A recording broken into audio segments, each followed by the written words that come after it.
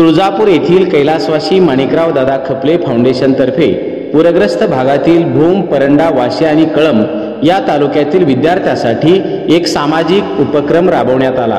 या उपक्रमांतर्गत एकूण 501 शालेय बॅग व शैक्षणिक साहित्य वाटप करण्यात आले।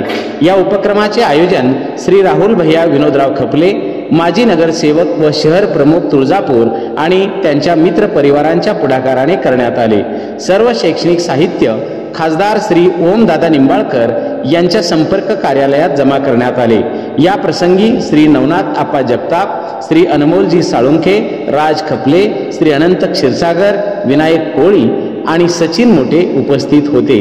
या सामाजिक कार्यामुळे पूरग्रस्त भागातील विद्यार्थ्यांना शैक्षणिक सहाय्य मिळून त्यांच्या शिक्षणाचा मार्ग अधिक सुकर झाला आहे। AR news Marathi, Tuljapur, Dharashiv.